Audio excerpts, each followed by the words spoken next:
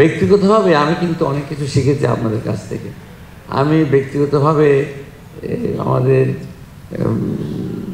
আবু আহমদ ভাই তো আমাদের এই বাংলাদেশে ফাইন্যান্স একটা যে সাবজেক্ট ইকোনমিক্সের শাখা, উনি তার জনকে বলা যায় জাতির পিতা বললে আমার নানা রকম সমস্যা।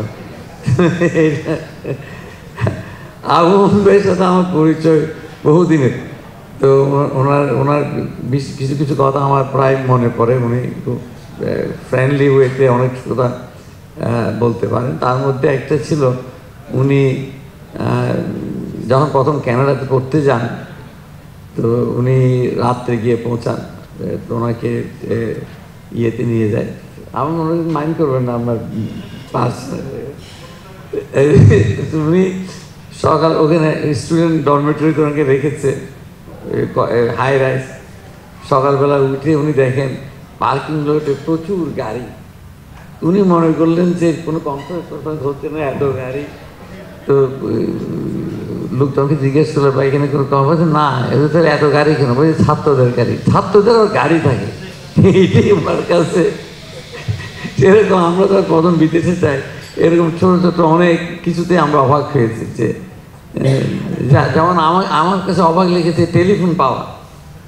আমরা চারজনে মিলে ম্যাচ শেয়ার করতাম।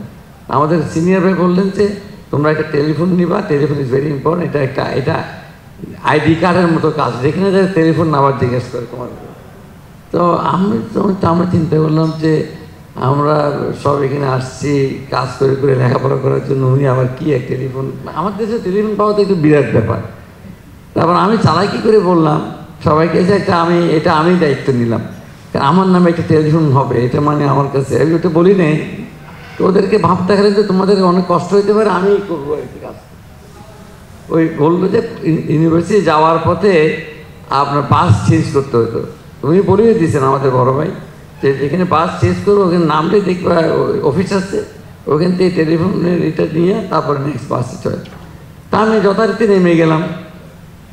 আমাদের দেশে যে একটা টেলিফোন পেতে বছরের পর বছর লাগে, তা আমি মনে করলাম যে আমি এখানে দরখাস্ত দিলে হয়তো যাওয়ার আগে হ্যাঁ পাওয়া যেতে পারে।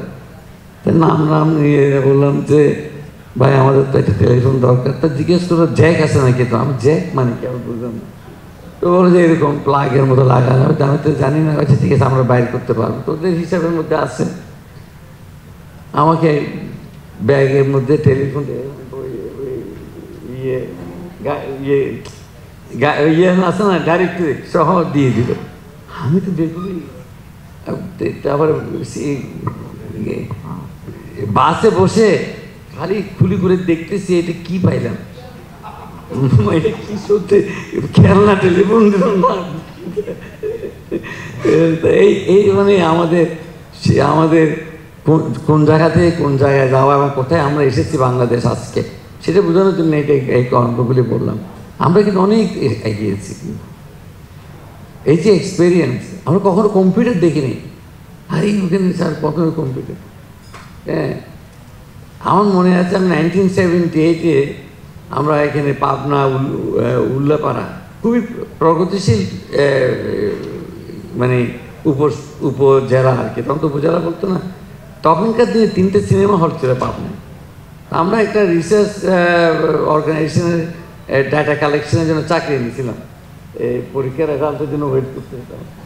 তো ওখানে গেছি, গিয়া ওই দিনের বেলায় ওই সার্ভে ডেটা রাত্রে বসে বসে এগুলি ট্যাবুলেট করতাম।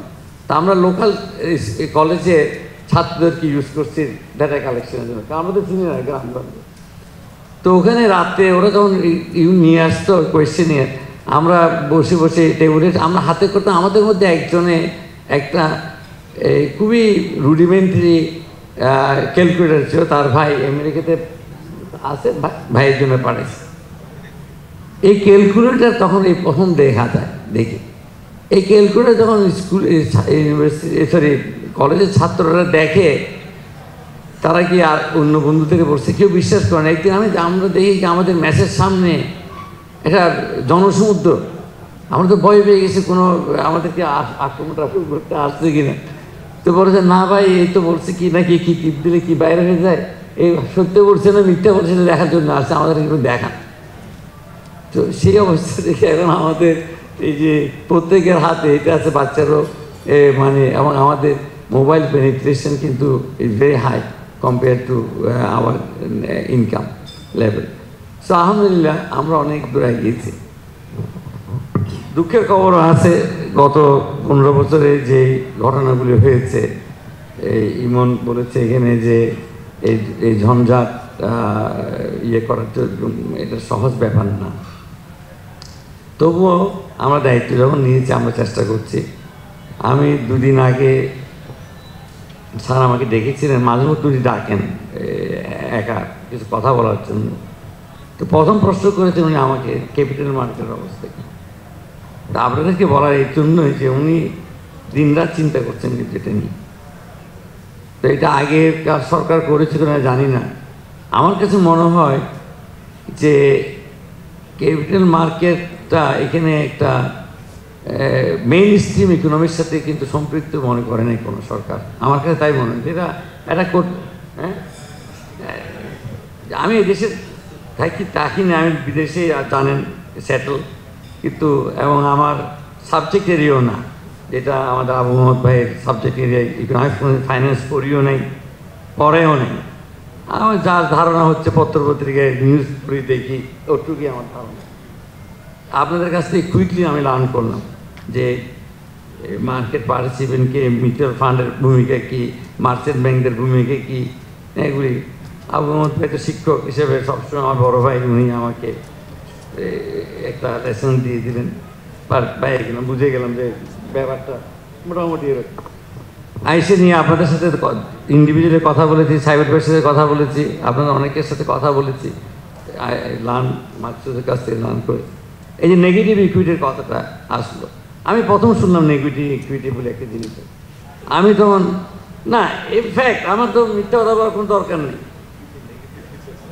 এটা কী করে হইতে পারে, মানে এটা মানে এগুলি কনসেপ্ট আমরা যে দেশে থাকছি, পড়ালেখা করছি, এগুলি ট্যাক্স বই নেই মোট কথা।